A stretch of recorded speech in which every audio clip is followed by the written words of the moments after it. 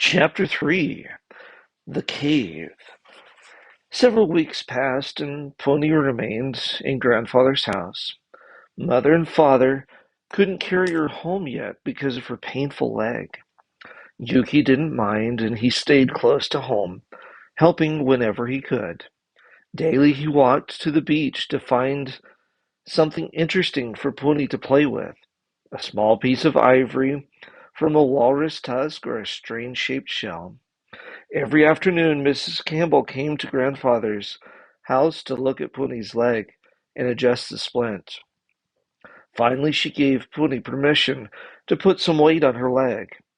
With Yuki supporting her, she carefully and painfully tried to walk on her broken leg. To help her, Mr. Campbell made a beautiful cane from a piece of driftwood. Yuki was shy and often sat in a dark corner, watching the Campbells visiting with his sister and grandfather. He couldn't forget the scowling face of Rabat or the angry words of his curse. Pony seemed to have forgotten Rabat's words and laughed and talked with the Campbells like they were old friends. She asked them a lot of questions about their creator God. Yuki strained to hear every word they said. Grandfather sat quietly, listening to the conversation, not saying anything. But after they left, he often sat in silence, deep in thought. One morning, Yuki awoke to find Grandfather gone. Grandmother was stowing items into sacks, dressing quickly. Yuki ran to the beach, where he saw Grandfather packing a large walrus skin boat with spears, nets, and many other things he would need for the coming month at fish camp. Yuki loved to spend time at the fish camp on the south shore of the island. For him, it was the highlight of the year.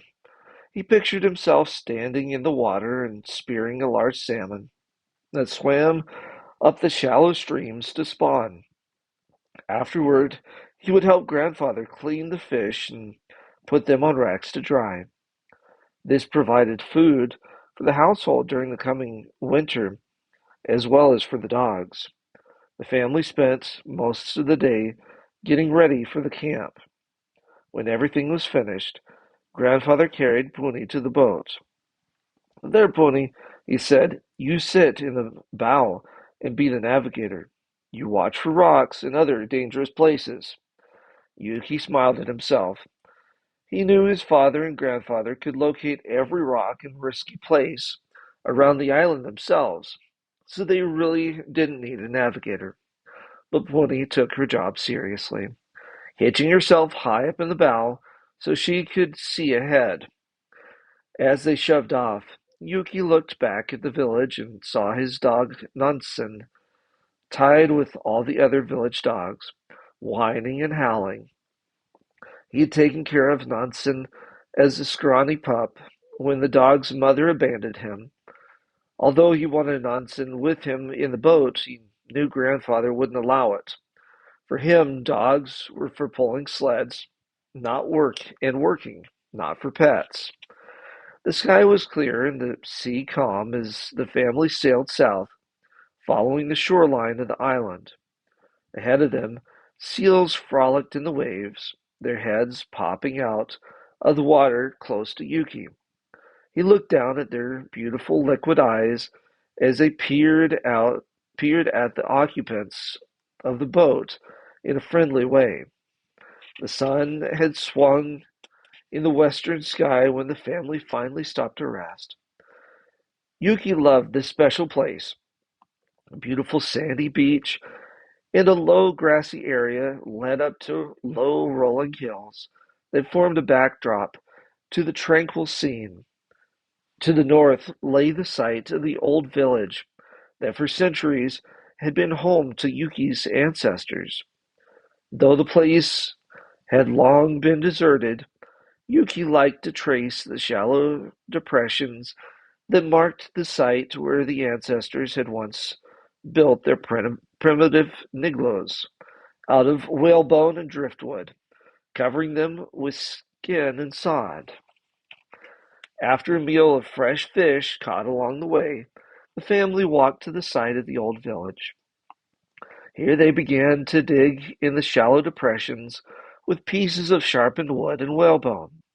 They carefully scraped away the dirt and debris as they searched for artifacts their ancestors had once used.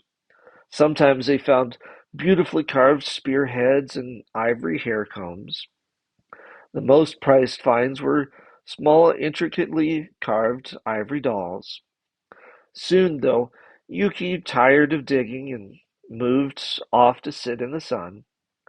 As he sat on a flat rock, he watched the seagulls swooping down to land at the water's edge to find some morsels of food. He thought wistfully about Nansen tied up with the other dogs back at the village. If Nansen was here, he could have a lot of fun chasing the gulls all over the beach, he mused. Suddenly, Yuki jumped to his feet. Where are you going? Puni asked suspiciously. I know that look in your eye. You're up to something. I'll never tell, her brother yelled as he raced toward the beach. He ran north, following the beach until the sand gave way to uneven rock. Just ahead, he could see sharp cliffs rising up from the water. Clambering over a small flat shelf, he inched his way round the uneven rocks until he could see the mouth of a cave. Yuki had spotted the cave as they passed by earlier that day in the boat. Carefully he slid along the wall above the water until he reached the back of the cave. Pausing to catch his breath, he noticed a small opening just above the waterline. Squeezing through the opening, he found himself in another small cave that had been carved by the waves' constant action. As he peered about, he noticed a small stream of water coming from somewhere in the back of the cave. Creeping along, he found that the cave led upward and around a small turn. Ahead of him, in the semi-darkness, he saw the opening of another cave, and he kept on crawling. The sound of the waves faded in the distance, and the light from the mouth of the cave grew dim. He stuck his head through still another small opening at the back of the small room, but it was too small for him to crawl through.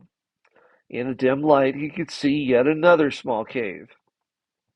Yuki had become so engrossed in exploring the small rooms that he lost track of time until his gnawing stomach convinced him that it was time to head back to camp. Reluctantly, he turned around and started back through the narrow tunnel. Nearing the entrance of the cave, he heard the whining of wind and the crash of waves. Suddenly, a huge wave foamed and raced into the mouth of the cave. Yuki scrambled back to safety as the gush of cold seawater slammed through the small opening, soaking his clothes. Struggling back up through the tunnel, he squeezed into the small room he had just left. Even there, the raging sea sent fingers of foaming water up the small, narrow tunnel. Yuki inched upward as far away from the rising water as he could until he found the small hole he had wanted to explore earlier. Frantically, he dug around the opening with his hands, paying no attention to the cuts caused by the sharp rocks.